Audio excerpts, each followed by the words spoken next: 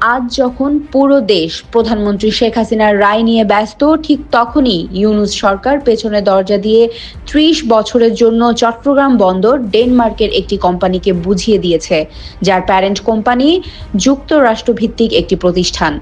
মূলত শেখ হাসিনার ইস্যুকে সামনে রেখে এটাই ছিল ইউনূসের দেশের সম্পদ বিক্রির চূড়ান্ত পরিকল্পনা।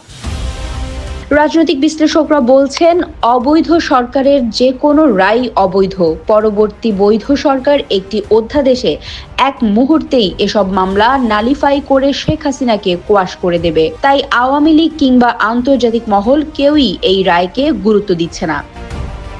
আধুনিক বাংলাদেশের রূপকার জাতির পিতা বঙ্গবন্ধু শেখ মুজিবুর রহমানের জ্যেষ্ঠ কন্যা, সফল নির্বাচিত প্রধানমন্ত্রী শেখ হাসিনা, যার নেতৃত্বে বাংলাদেশ ছিল নারী, শিশু ও বৃদ্ধদের জন্য নিরাপদ। তার সময় পাকিস্তানপন্থী রাজাকার ও জঙ্গি গোষ্ঠী কখনোই মাথা তুলে দাঁড়াতে পারেনি। কিন্তু দীর্ঘদিন ধরেই চলছিল শেখ হাসিনার বিরুদ্ধে গভীর ষড়যন্ত্র, বাংলাদেশকে জঙ্গি রাষ্ট্রে পরিণত করার পরিকল্পনা। অবশেষে গত বছর জুলাই-আগস্টে সেই ষড়যন্ত্র সফল হয়।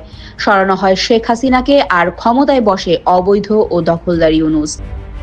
ক্ষমতায় এসে ইউনূস সরকার জুলাই সন্ত্রাসীদের দায় মুক্তি দেয় চিহ্নিত জঙ্গি সন্ত্রাসীদের। দেশের আনাচে কানাচে মুক্তিযোদ্ধাদের অপমান, লাঞ্ছিত করা হয়। আওয়ামী লীগ নেতাকর্মীদের হত্যা, ঘরবাড়িতে আগুন, নারীদের ওপর নির্যাতন, সবকিছুই বৈধতা দেয়া হয় জুলাই সন্ত্রাসীদের নামে।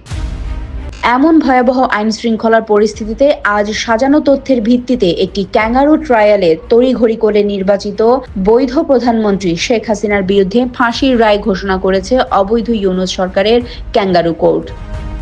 Desk report, বিবাংলা.net।